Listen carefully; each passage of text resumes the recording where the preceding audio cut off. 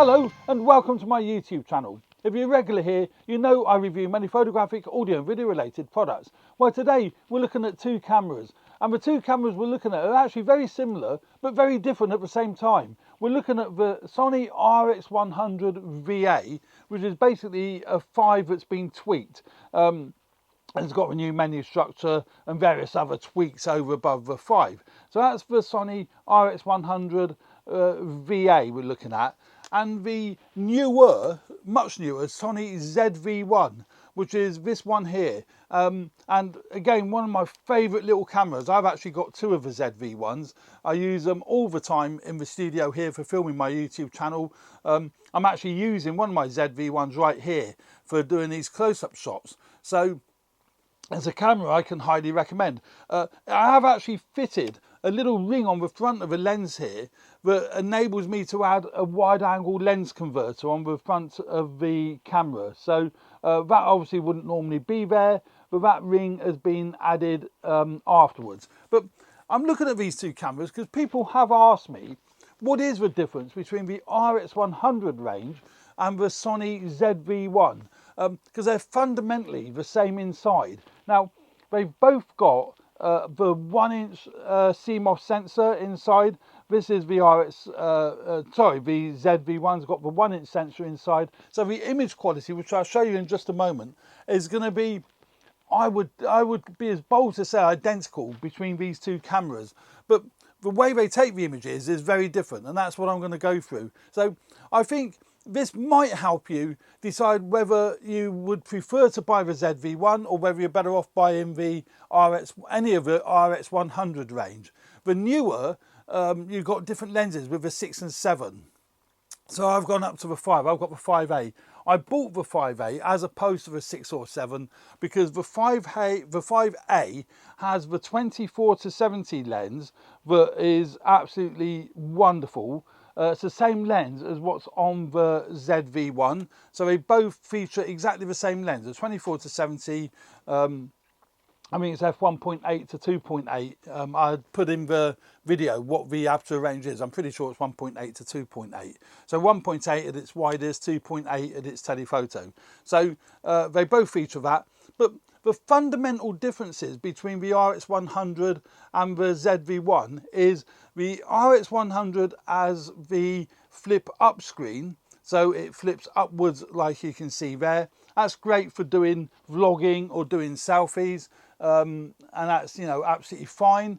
So that's one of the big differences. The RX100 has a flip up screen, where the Z-V1 has this awesome articulating screen, which is great for video users.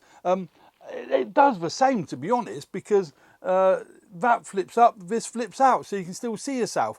But this one doesn't interfere with anything being plugged into the shoe. So if you've got a microphone plugged into this hot shoe on the top here, it's not going to obscure the screen. But obviously, with the RX100, if you put a well, you can't put a microphone on the top, so there is no hot shoe. So you're missing any way of plugging in an external mic. Also, the RX100 range, apart from the 6 and 7, doesn't have a mic jack. So you're reliant either on the internal mics using the RX100 for vlogging, or you have to use an external mic and then post-sync it afterwards. So if you're into video, the Z-V1 makes a lot more sense. Because A, you can plug an external mic into the Z-V1. It's got a mic jack on the side of the camera there, so you've got your mic port on the side, and that's great for vloggers because internal mics are, you know, are fine, but it's much better if you can get an external mic plugged in. You're always going to get better quality sound. Although, saying that, the Z-V1 has got a 3-capsule microphone on the top here, and it does come with a windsock that you can put on it to protect it from wind noise. I'm not sure where mine is. It's probably in the bag. Let's have a look. The Z-V1 comes with this. Obviously the RX100 doesn't come with it because it hasn't got the shoe to plug it in. So we'll plug that into there. That'll go into there. and there you have the windsock on the Z-V1 that protects the sound, the microphones from any wind noise. So if you're looking at video, I would highly recommend the Z-V1. Also, the Z-V1 has no video record limit, and you can run it off a USB power block, which is what I'm doing with my Z-V1 here. You can't do that with the RX100. So there's a lot of differences for video with the Z-V1 compared to the RX100VA or any of the RX100 range. So great video camera is the Z-V1, and that's what I bought it for. So so that would be that. But I prefer the RX100 for its functionality and for stills, not because of the image quality from the stills. The image quality I'll show you in a minute is going to be the same, but the way it works is easier. For example, first of all, you've got a PASM dial on the top of the camera. So you've got your shutter priority, aperture priority, video mode, whatever, on the top of the camera. Click of just a slide of your thumb, and you're in whatever mode you want to be in. That's so quick and easy. Lovely functionality. Where with the Z-V1, it's more cumbersome. You've got a mode button. Oh, let's take this off so you can see. You've got a mode button on the top there. And then when you go into your modes, you can then select, actually let's do it this way. So you push the mode button like so, and then you select what mode you want to be in. Hang on, let's do this again.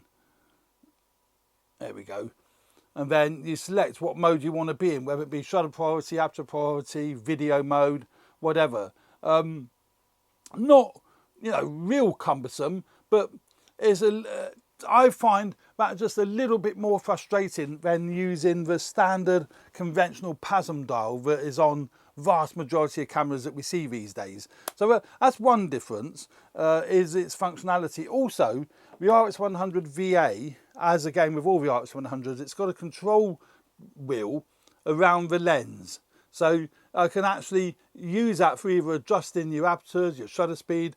I've got it set for exposure compensation. So if we look at, let's go back into photo mode.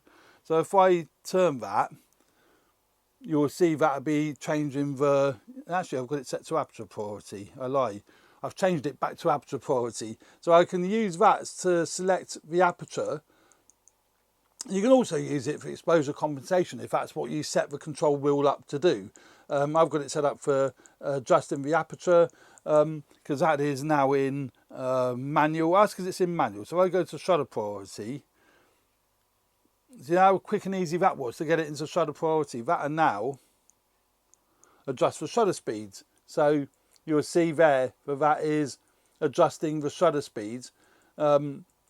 And that is, that is awesome. So you've got the functionality with the RX100, I think for stills is better than it is with the Z-V1. Also, which is for me really crucial, certainly on a bright sunny day, it has got this lovely pop-up viewfinder. Now I call it lovely because it is, so it's got this really nice little, and it is little pop-up viewfinder. And that's great for sunny conditions, where the Z-V1 has no pop-up viewfinder, nothing at all. You're completely reliant on the monitor. So in really bright conditions, I have found that it can be awkward to see the monitor.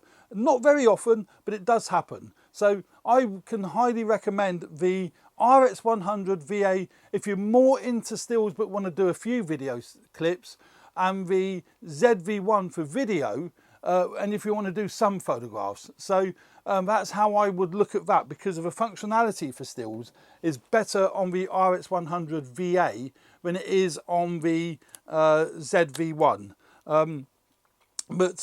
Yeah, great little cameras. Both got the 20 megapixel 1-inch sensor and the same lens, but they haven't put the control ring on the Z-V1 like they did with the RX100 range, which is a shame because there is room there to put the control ring on. Cost saving, I think, is what it boils down to. But the Z-V1 has got so many video features. As I say, no record limit. It's got your product showcase mode, which I think is awesome. It's a great feature on the Z-V1. I use it quite often, but I don't use it all the time. Basically, it's a feature where push of a button and then anything you bring up to the camera will go into focus. Then as you take it away, you then the person or yourself is back in focus. So it goes from face detect to your product basically, and that's why we call product showcase mode. The RX100 doesn't have that, and you've got much longer record. Well, you've got no record limit on the unless your SD card runs out, but you've got no time limit on the Z-V1 record time limit, which you do on the RX100 range. So there we go. They both take the same batteries. The BX1 battery, tiny little BX1 battery, slots in the bottom of the camera, and that's absolutely fine. So I can highly recommend both cameras, and I use both cameras. Now, as far as images are concerned, the Z-V1 and RX100 is going to produce very similar images, although the Z-V1 has got human detect and animal detect as well, and animal and human eye detect. So if you're into photographing animals a lot, maybe the Z-V1, but again you can move a focus point on the RX100 no problem.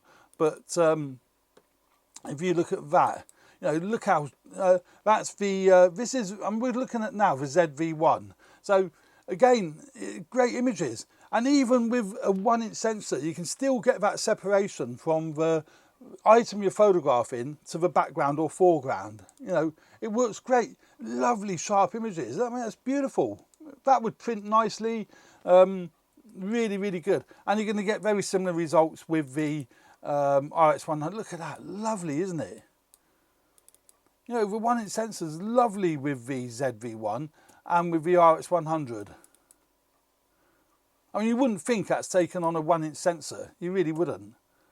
They're great. I'm not going to bore you to tears with all of them, with my cats, but yeah, I can highly recommend both cameras. Now, with regard to this software that I'm using Capture One here. I mean, Capture One's a great bit of software. So is Lightroom, so is Luminar, but I've got on my website, I've got a link to download the trial version. I'll put the link to that in my description below.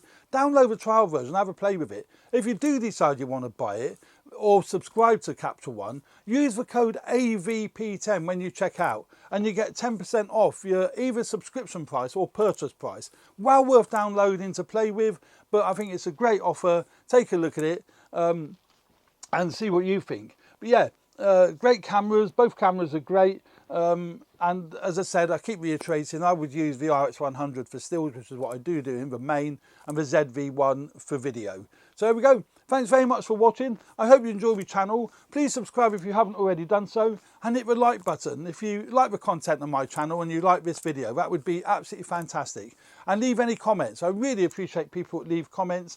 It helps me grow the channel, and I really, really appreciate that. I do read everyone, and I do reply to as many as I can, but I'm not the best at replying to all of them. So thanks very much for watching. Stay tuned for more videos relating to video and photography. Cheers for now. Bye.